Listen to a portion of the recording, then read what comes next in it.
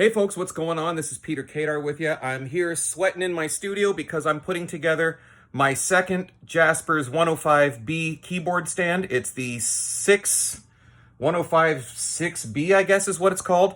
These are fantastic stands. This is my second one. I got this one last week and I was so impressed with it and what it's able to bring to my studio in terms of making things compact that I immediately ordered a second one. It's not cheap, but you really do get what you pay for.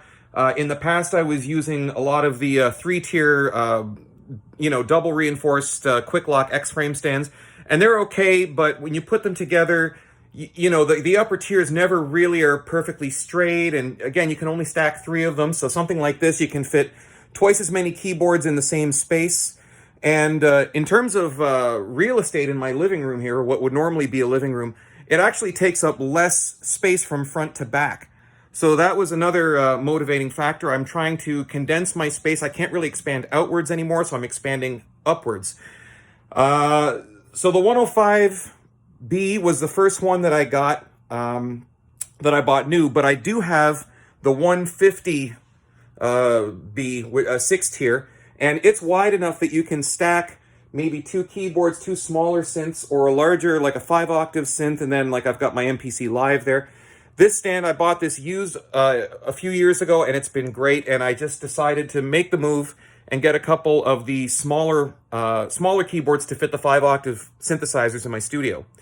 Now, I will probably do something a little bit more detailed in terms of how to assemble the stands, because they don't really give you that much documentation. But there's one thing that's really important that I do want to show all of you. So when you have the tiers and you're putting them together like this, they get these little clips with these rubberized ends on them. So what I'm going to do is I'm just going to put this in my phone holder, and then I'm going to show you something that I think is really important. So when you have these stands, my 150, the older one, doesn't do this, but about 3/4 of these little lips that you get at the end of the arms, 3/4 of them on the other 105 that I have here did do this. So this is something I think is really important. I found that if you yank on these, they just come out, and this is like a rubberized, it's plastic, but it almost has like a rubbery kind of quality to it.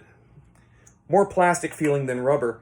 But I thought this is really important to point out because what I'm going to end up doing is I'm going to get some Gorilla Glue, and I'm going to coat each of the 4 sides of this little lip bracket thing. I'm going to coat each of the 4 sides and pop it back in there. There's no documentation suggesting that you do this. I'm just doing this because this is something that I thought was important, because if you have a keyboard up top, for example, I've got this 106 at the very top of the stand, and it's on a bit of an angle. So if you don't have these things secured, I'm worried that there could be a risk of these things coming loose in time, and then you might have a major catastrophe. So that's something I just wanted to make you all aware of. Otherwise, I mean, I'm completely satisfied with these stands. I'm also going to do something where I talk a little bit more about some of the accessories that I bought. I got 2 laptop holders and a monitor holder to hold different things like drum machines and things like that. So once I get this all set up and put together, I'll make another video showing how that works.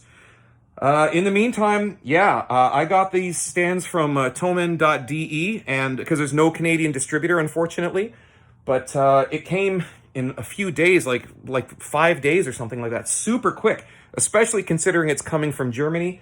They arrived in really good condition. There might have been 1 or 2 little nicks in the metal just from being shipped across the country or across the ocean and halfway around the world or whatever, but these look great. They once you've got them all set up and put together, they're fantastic. They're pretty easy to get together like this, but then for me, because I want to think very carefully about how I've got each of my synthesizers arranged, it actually takes me several hours of just micro tweaking to get it done. But once that's done, it's incredible. It's absolutely incredible. And I'm going to be able to condense a lot of these like X-frame stands. And instead of having to put little grommets and things like that on each tier in order to make the keyboards actually look straight, now they will be straight. So this is just a huge step up in build quality. And they're not cheap stands, but you really do get what you pay for. So Yeah, Jaspers.de. You can kind of look at all the information there, as well as on Thomann's website, Thomann.de, Thomann. If you're a keyboard player, if you've got a lot of hardware in your studio and you were thinking about making the leap to one of these stands, definitely do it. I got this one, and then like I said, I was so blown away by it that I immediately ordered another one, which I wasn't planning to do. It's an expensive move to make, especially during the pandemic, but when I saw what this is going to do for me, I had to take that next step. So, yeah, I'm going to stop this video. I'm going to start tightening all this stuff up and making little micro tweaks. I've got my tape measure out to make sure that I'm happy with all the distance between all of the different tiers of the stand, and I'll be at this for a while, so, you know, just got to throw some tunes on and get to it, and I can't wait for it to be done. Anyway, if you have any questions, leave them in the comments below. And yeah, in the meantime, stay safe and keep creating music. I'll see you next time. Peace.